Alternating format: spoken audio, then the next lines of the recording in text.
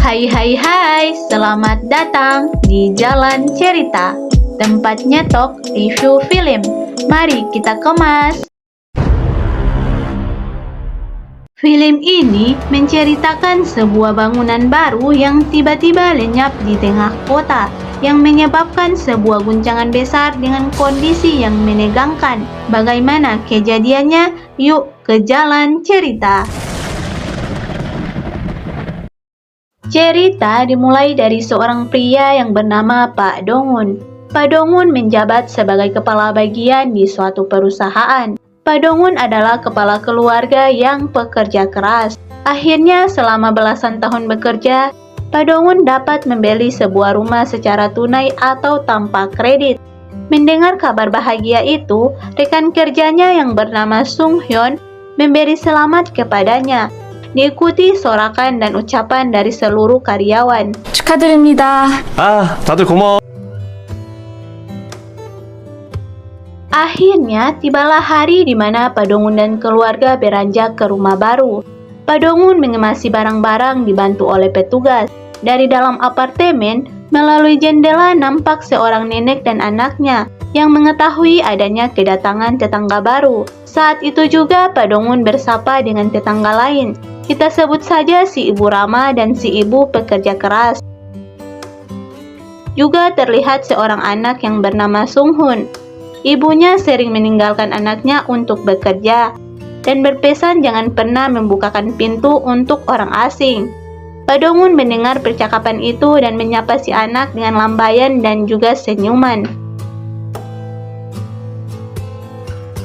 Hari pun berlanjut. Untuk merayakan hari bahagia itu, Pak Dongun mengajak anak dan istrinya foto studio.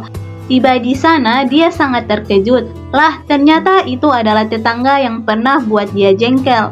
Ternyata waktu hari pemindahan, sebelum semua berjalan dengan lancar, Pak Dongun bertemu dengan orang itu, tetangganya. Mereka sempat beradu mulut karena mobil orang itu menghalangi mobil petugas. Tetangga itu juga tidak sopan karena tidak mengangkat telepon dan memindahkan mobil dengan kasar. Dari kejadian itu, mereka berdua tidak akur. Sehingga saat pos berfoto, Pak Dongun merasa jengkel, tetapi kemudian tetap berpose dengan memaksakan senyumannya. Kemudian Pak Dongun lanjut makan malam bersama keluarga. Saat mau balik ke rumah, Pak Dongun menyewa supir sementara untuk berjaga-jaga karena tadi dia sempat minum anggur merah. Tiba-tiba dengan herannya, dia tidak percaya dengan apa yang terjadi. Dengan tercengang, dia bertemu dengan seseorang dan tebak siapa itu?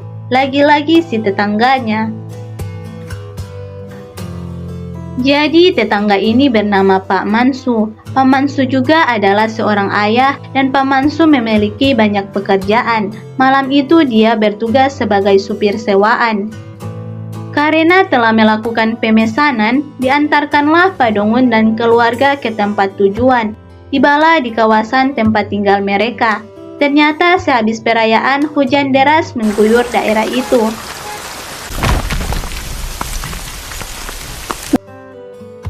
Besok paginya dengan rasa bangga dan bahagia, Pak Dongun dan keluarga sarapan bersama. Di sela-sela sarapan, anaknya menunjukkan sesuatu. Anak itu memperlihatkan kelerengnya ternyata bisa meluncur di atas meja dan lantai. Pak Dongun dan istrinya heran, kok bisa bergerak di tempat datar. Pagi berikutnya, Pak Mansu mendapati pintu kaca apartemen mereka retak dan tiba-tiba hancur berkeping-keping. Pak Dongun dan ibu tetangga melihat kejadian itu dan menyalahkan Pak Mansu, padahal bukan salahnya. Pak Dongun melanjutkan perjalanan ke kantor. Saat berjalan, dia melihat jalan di kawasan apartemen itu mengalami keretakan yang parah. Sehingga tiba di kantor, karena kekhawatiran bertambah besar, dia mencari informasi di internet dengan kasus serupa.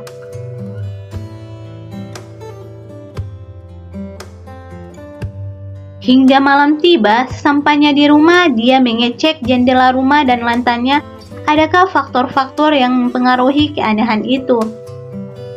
Dari kejadian itu, pada hari berikutnya, Pak Dongun mengajak para tetangganya berdiskusi perihal kondisi tempat tinggal mereka. Tetapi mereka hanya membahas dan berdebat mengenai asap rokok.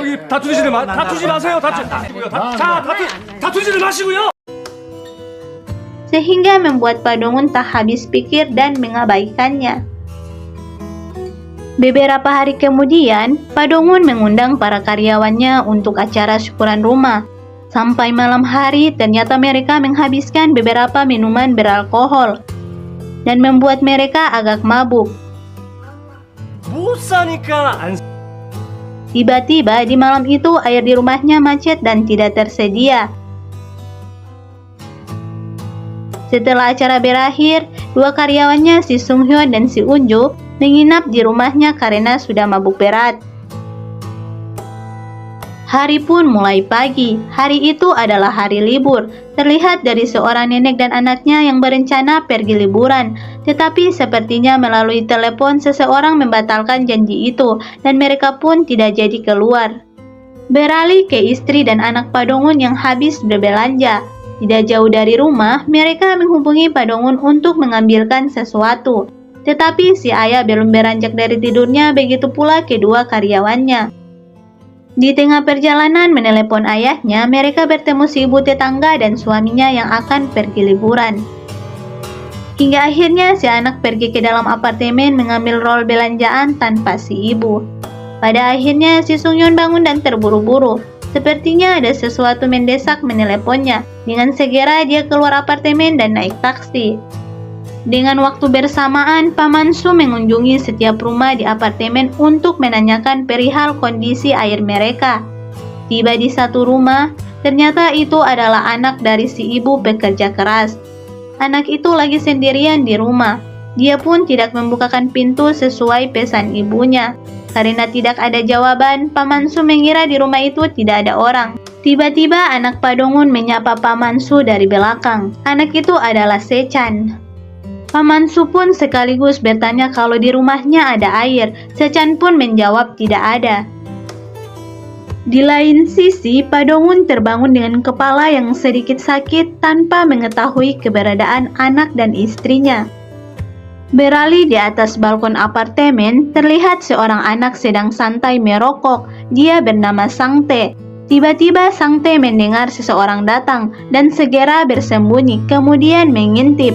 Ternyata itu adalah ayahnya Pak Mansu. Karena tidak ingin ketahuan merokok, dia pun bersembunyi di sebuah ruangan.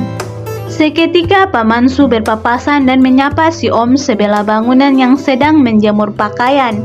Dan Pak Mansu bertanya kondisi air mereka. Si Om memberi jawaban dengan menyemprotkan air ke badannya. Disinilah kejadian bermula. Tiba-tiba hal menegangkan terjadi. Tanpa disangka-sangka sebuah guncangan melanda daerah itu.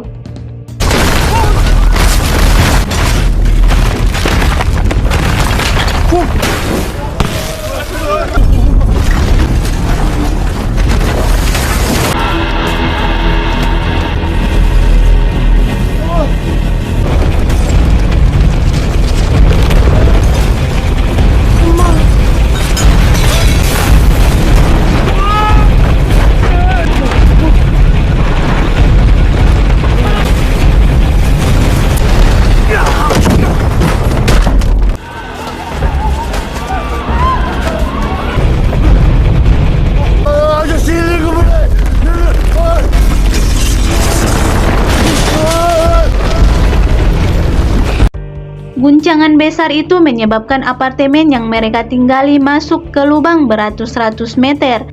Tanpa berpikir panjang, Pak Dongun segera mencari anak dan istrinya.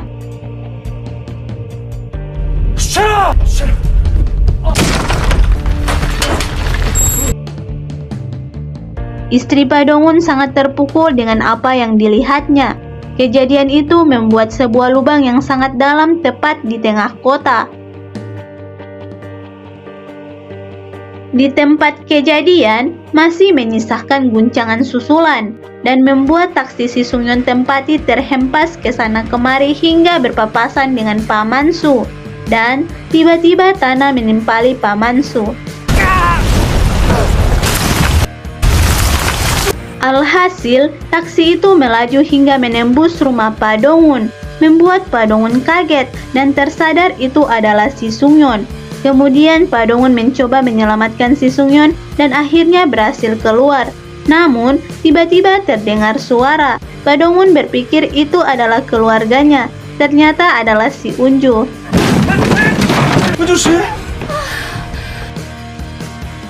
Beralih di atas lubang, tim penyelamat berusaha memahami kondisi yang terjadi dan dengan sigap mencari cara menyelamatkan korban.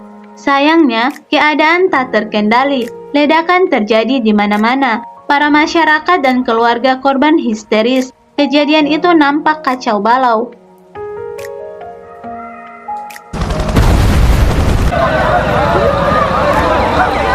Pamansu yang tertimbun pasir mencoba menyelamatkan diri.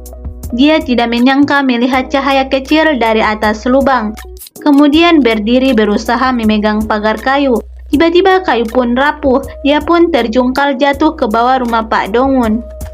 Dengan heran, mereka bertiga melihatnya. Kemudian dengan badan yang kewalahan dan kesakitan, Pamansu menjelaskan bertemu Sechan anak Pak Dong-un dan berkata kemungkinan anaknya sudah keluar gedung. Di atas lubang, tim penyelamat masih berupaya menyelamatkan korban dengan menurunkan beberapa penanjak.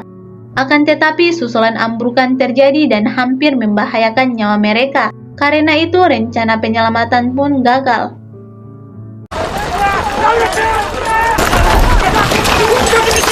Di tempat kejadian, si Unju dan si Sung-yeon mencoba mencari sinyal ponsel.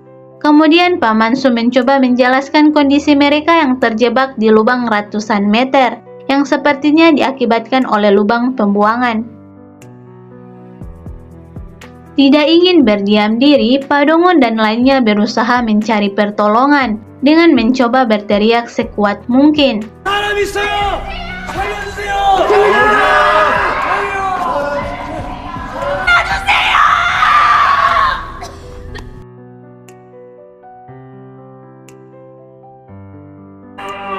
Tiba-tiba dari satu ruangan terdengar suara seseorang.